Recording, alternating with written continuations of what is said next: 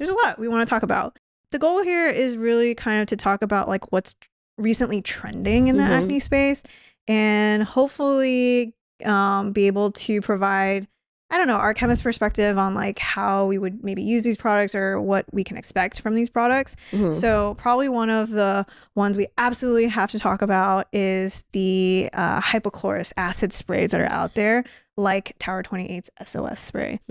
It's everywhere. It's trending. It's on everybody's social media.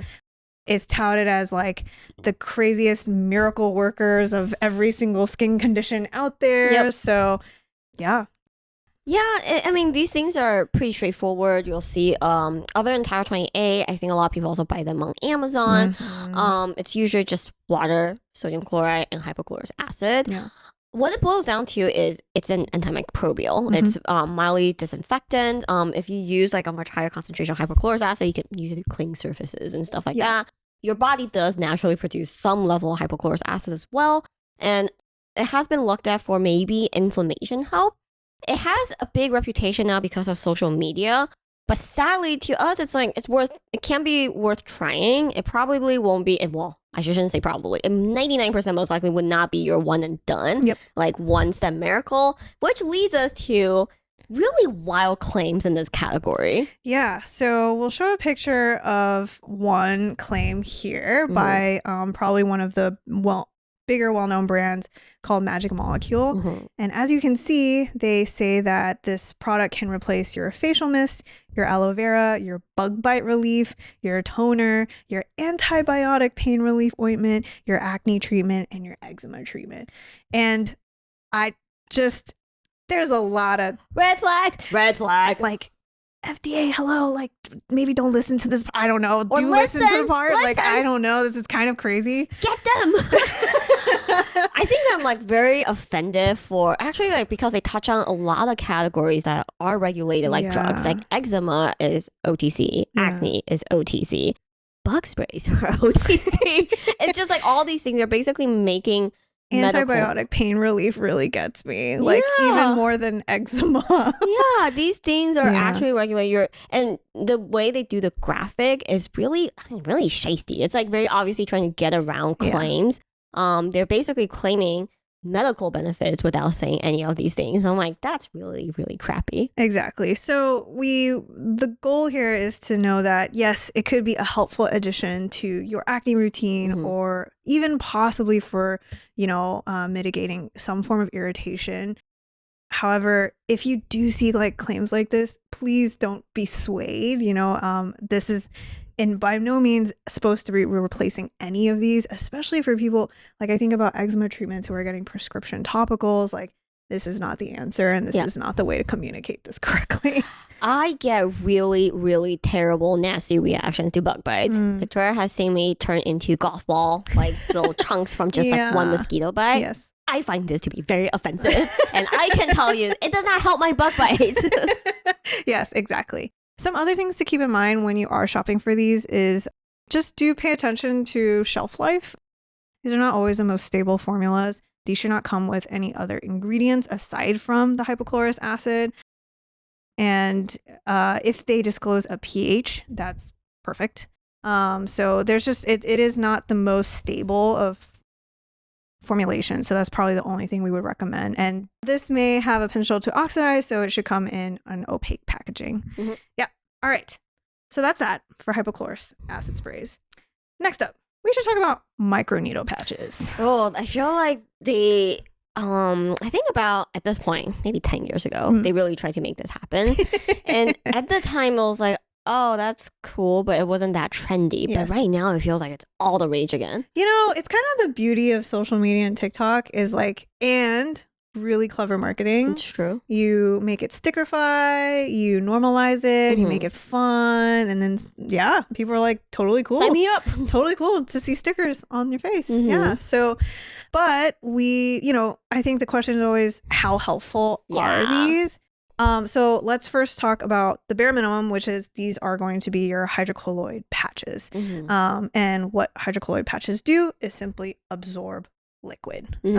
So that's why you get that very satisfying look when you peel off the sticker to see that kind of like white stuff and you feel like it's absorbing all the pus and whatnot.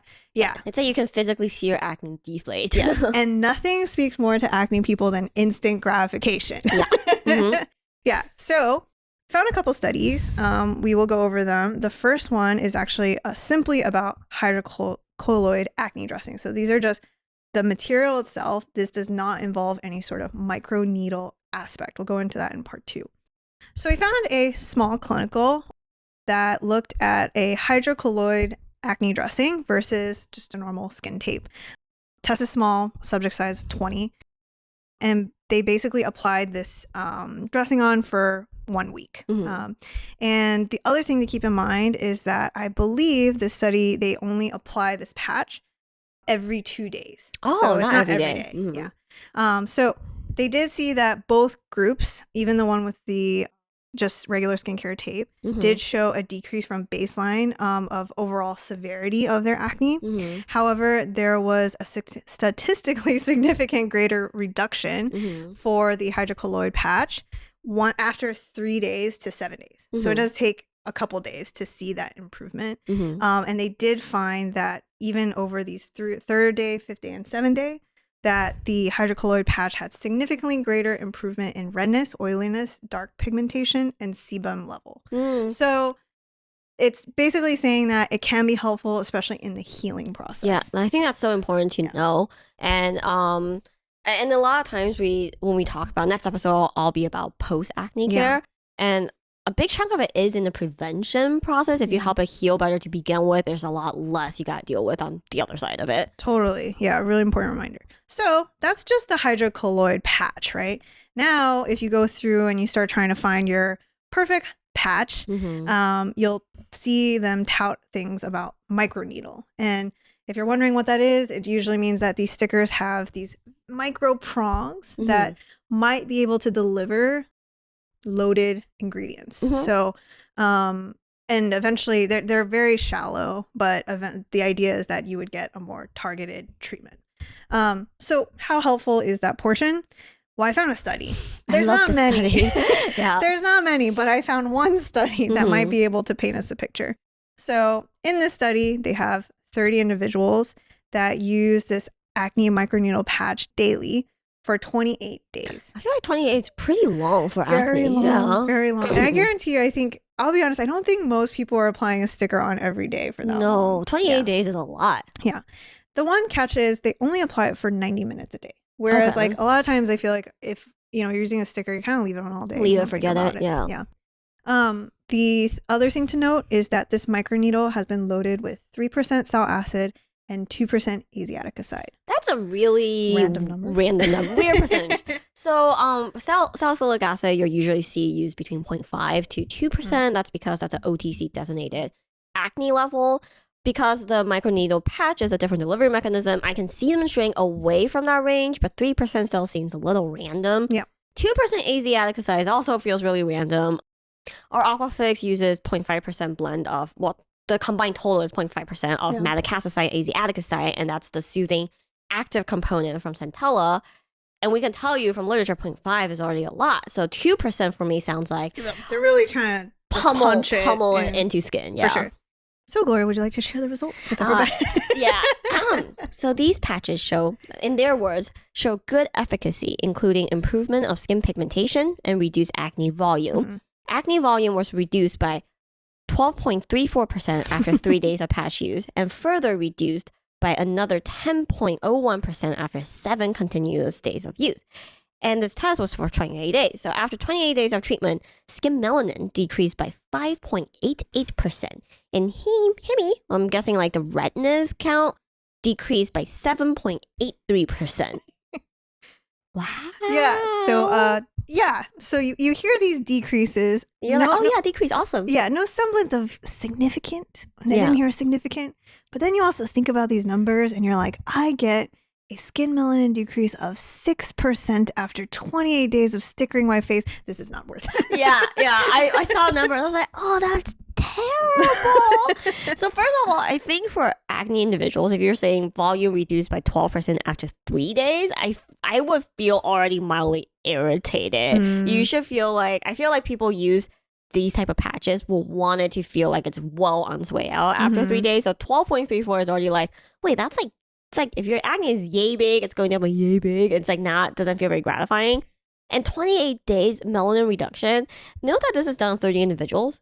I'm assuming they're taking the average here, but data increase on a scale, on a spread. So you're telling me that if the average like melanin reduction is 5.88%, that means it's very likely some people are getting a 2% decrease. Yeah, like barely any improvement. Yeah. So I think the takeaway here, and we should also mention, is microneedle integrity is very source dependent, very manufacturing dependent. Yes. So there is that aspect too. And so we should also mention that there are probably, if a brand out there has the right clinical data to say that there's more effective, can be worth a shot. But looking at this, I think it's fair to also be in the camp of you don't need necessarily microneedling if you want to use these kinds of stickers. Just find like a really good hydrocolloid patch you like applying that stays on, because not every patch stays on that well for me.